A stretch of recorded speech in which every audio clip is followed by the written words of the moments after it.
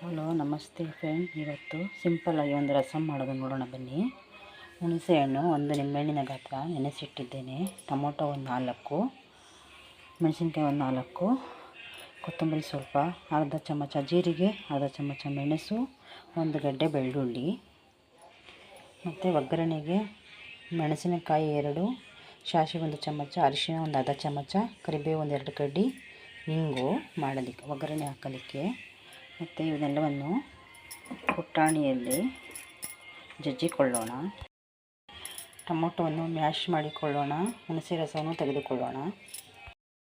ಪುಟಾಣಿ ಒಳಗಡೆ ಮೆಣಸಿನಕಾಯಿ, ಜೀರಿಗೆ, ಮೆಣಸು, ಬೆಳ್ಳುಳ್ಳಿ ಜಜ್ಜಿಕೊಳ್ಳೋಣ. ನೋಡಿ, ಹುಣಸೆ ರಸವನ್ನು ತೆಗೆದಿಟ್ಟುಕೊಂಡಿದ್ದೇನೆ. ಟೊಮೊಟೊವನ್ನು ಕೈಯಲ್ಲಿ ಚೆನ್ನಾಗಿ ಕಿವುಚಿ ಮ್ಯಾಶ್ ಮಾಡಿಟ್ಟಿದ್ದೇನೆ. ಜೀರಿಗೆ, ಮೆಣಸು, ಬೆಳ್ಳುಳ್ಳಿ, ಹಸಿಮೆಣಸಿನ್ಕಾಯಿ ಎಲ್ಲವನ್ನು ಚೆನ್ನಾಗಿ ಜಜ್ಜಿ ಈ ಥರ ಇಟ್ಟಿದ್ದೇನೆ. ಬನ್ನಿ ಒಗ್ಗರಣೆ ಹಾಕೋಣ. ಒಗ್ಗರಣೆಗೆ 1 ಚಮಚ ಸಾಸಿವೆ, ಮೆಣಸಿನಕಾಯಿ, ಕರಿಬೇವು, ಅರ್ಧ ಚಮಚ ಅರಿಶಿಣ, ಹಿಂಗೆ ಒಂದು 1/4 ಚಮಚದಷ್ಟು ಹಾಕಿ ಎಲ್ಲವನ್ನು ಫ್ರೈ ಮಾಡಿ ಇದಕ್ಕೆ ಟೊಮೊಟೊ ಮ್ಯಾಶ್ ಮಾಡೋದನ್ನು ಹಾಕೋಣ. ಹುಣಸೆ ರಸವನ್ನು ಹಾಕೋಣ. ಜಜ್ಜಿಟ್ಟಿರುವುದನ್ನು ಹಾಕೋಣ. ಎಲ್ಲವನ್ನು ಮಿಕ್ಸ್ ಮಾಡೋಣ.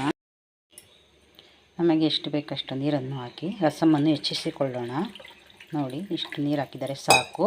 ಇದಕ್ಕೆ ಕೊತ್ತಂಬರಿ ಹಾಕಿ ಮಿಕ್ಸ್ ಮಾಡೋಣ. 1-2 ಚಮಚದಷ್ಟು ಉಪ್ಪು ಹಾಕೋಣ. ಎಲ್ಲವನ್ನು ಮಿಕ್ಸ್ ಮಾಡಿ ಒಂದು 5 ನಿಮಿಷಗಳ ಕಾಲ ಕುದಿಸಿದರೆ ರಸಮ್ಮು ರೆಡಿಯಾಗುತ್ತದೆ. ಸಿಂಪಲ್ಲಾಗಿ ಒಂದು ರಸಮ್ಮು ಮಾಡಿ ನೋಡಿ, ತುಂಬ ರುಚಿಯಾಗಿರುತ್ತದೆ. ನೋಡಿ, ರಸಮ್ಮು ಚೆನ್ನಾಗಿ ಕುದ್ದು ರೆಡಿಯಾಗಿದೆ. ತುಂಬ ರುಚಿಯಾಗಿರುತ್ತೆ. ಇದು ಅನ್ನಕ್ಕೆ ಹಾಕ್ಕೊಂಡು ಹಪ್ಪಳ ನೆಂಚ್ಕೊಂಡು ಊಟ ಮಾಡಿದರೆ ತುಂಬ ರುಚಿಯಾಗಿರ್ತದೆ. ಸಿಂಪಲ್ಲಾದ ಒಂದು ರಸಮ್ಮು ಮಾಡಿ ನೋಡಿ.